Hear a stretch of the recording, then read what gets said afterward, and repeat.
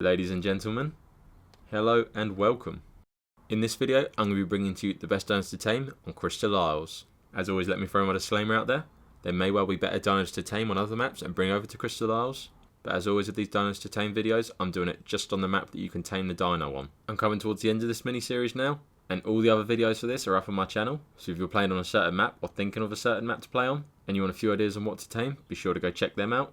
I really hope it helps some of you out. If you're new around here and you enjoy these kind of videos, consider subscribing. It's a nice place to be. And as always, thank you so much for the continued support. We're still growing every single day, and it's honestly amazing to think how far we've come. I've got a lot a lot of content coming very soon, so I hope you're as excited as I am for that. Anyways, that's enough of me yakking. Let's get into the video.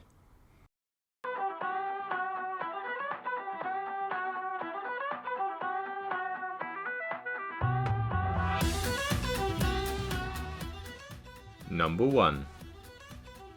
Coming in for our first spot, of course, we have the Crystal Wyvern. More specifically, I've chosen the Tropical Crystal Wyvern as I feel like it's definitely the most important one, especially early game. They spawn in the southwest of the map, which is arguably the easiest place to spawn. That's if you're not on a fresh wipe and you're getting griefed by 50 other people trying to get Wyverns. So you all know Wyverns. They're big, they're strong, they're fast, they'll carry a lot. The reason I've chosen the Tropical Crystal Wyvern to start is because of their buff. The Tropical Wyvern will get a speed buff when it goes over water. As you clip the water, you'll get a 30-second buff, as you'll see in the top right of the screen. That buff will also reset the next time you get near the water. This means if you plan your route, you can get around the map very fast. If you're in danger, you can get away from other people on Wyverns. And when it comes to stealing air Wyvern eggs, you can get away from them as well. If you're just starting on the map, even low level ones are definitely worth getting. They're not going to be particularly strong, but they're still going to get you around the map very fast and make your life a lot easier. Number 2.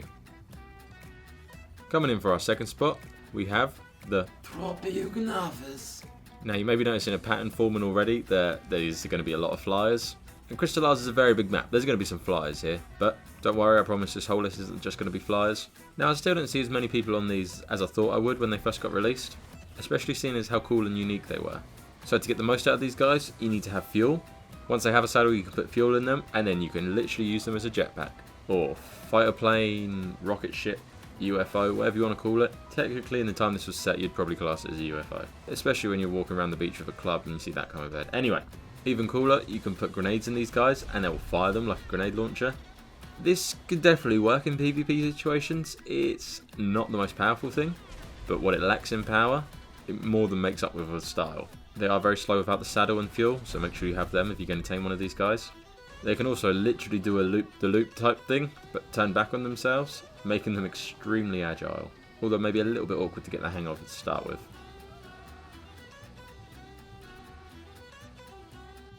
Number 3.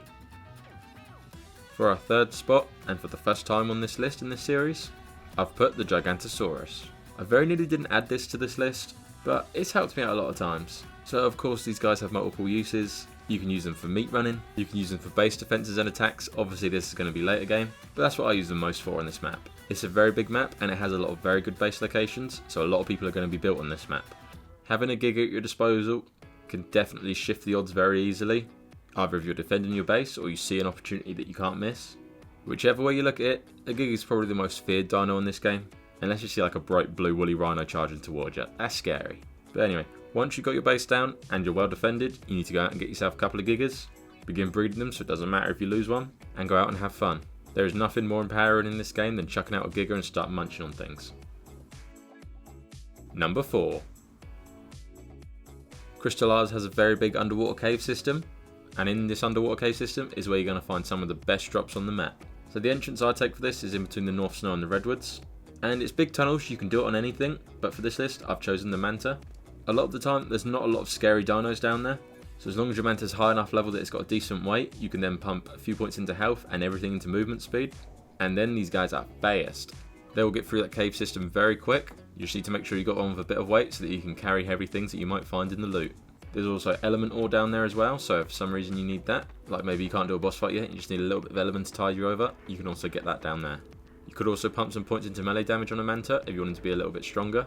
But personally for me, if I was going to do that, I'd take something like a Basilo with me. Just for the Manta, I'd make it as fast and agile as I can so I can get in and out in a flash. Number 5. For our 5th spot, I've put the Yankee, but you may notice it doesn't have an RG sitting next to it this time. Do you remember that little thing I told you to get at the start? Yeah, oh yeah, the Crystal Wyvern, oh yeah. He can carry your Yankee for you, and it's going to make for a lot faster and safer travels than your RG will.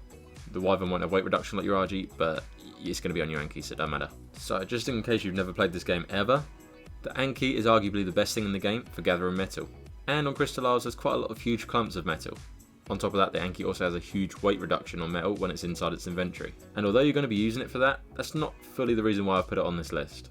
The reason I've put it on this list is to take it to a little place called Eldritch Isles. It's in the northeast, and that's where you're going to find all these little things that look like crystal. Obviously this is going to be a lot faster if you've got a buddy to do this with. Unfortunately I didn't have a buddy. But hitting these smaller crystal rocks is going to give you element shards. And although the Yankee doesn't give you a whole load of element shards, couple the Yankee with the Wyvern and a tribesmate, and you can clear this area very quick and get thousands of element shards to take back to base. Number 6. For our 6th spot, I've said it before and I'll say it again, we've got a dino that we should have on every single map. Despite being the single best dino on this map for gathering wood, you could choose to almost gather any basic resource. So you can pick all your berries. If you don't want berries, you can choose to just pick fibre, and it will get the fibre very quick. And like I said, it will get wood very quick. These guys are also extremely strong and have DPS similar to Rex's.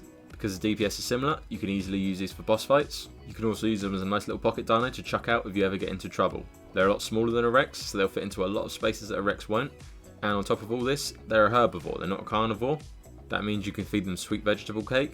A herbivore can eat a sweet vegetable cake every 30 seconds, and each eat will heal a big portion of its health.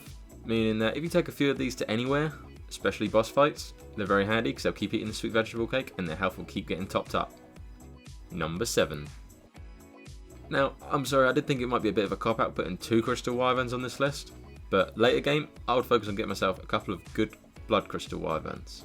Now, they don't get the water buff like the Tropicals do, so they're not going to be as fast, but what they lack in speed, they make up with strength. So their attack will obviously damage enemies, and a high level one will do a lot of damage, and the damage that it inflicts, it will deal a percentage of that back to the health of your Wyvern, constantly healing it. This makes it very powerful for longer fights, maybe trying to wait out your enemy, or deal a lot of damage over time. Number 8. For our 8th spot on this list, we have a very underrated and often overlooked dino. The Bezel Buffo can be an amazing early tame. They're very easy to tame, they're easy to knock out, they're pretty fast to get around the map early game, and if you want to be speedy you can level up their movement speed and they will be very fast. On top of that, they'll hardly take any full damage and their stamina will last forever, so you can also jump your whole way around the map, you'll barely run out of stamina and you'll get around it very fast because jumping seems to make you travel further.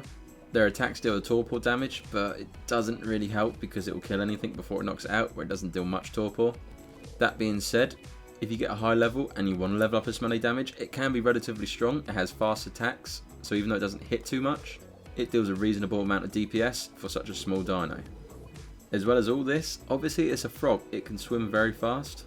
That makes it an amazing all-rounder because there's a lot of rivers that run through this map and a lot of dangerous predators in that water. So being that fast on land as well as in the water can give you a great advantage on this map.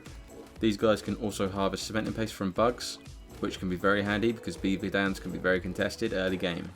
It's probably worth noting that they're not the most agile dino, so you can have a little bit of a mare if you're trying to chase something agile that's running away from you.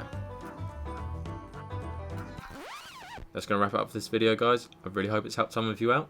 If it has, please don't forget to leave a like, and if you're new around here, consider subscribing. It's a nice place to be. We've also got so many guides on this channel now, and I'm trying to get a guide for everyone, so be sure to go check them out if you want to learn some more. But for now, this has been the best dinos to tame on Crystal Isles. Thank you very much for watching, and I'll see you in the next one.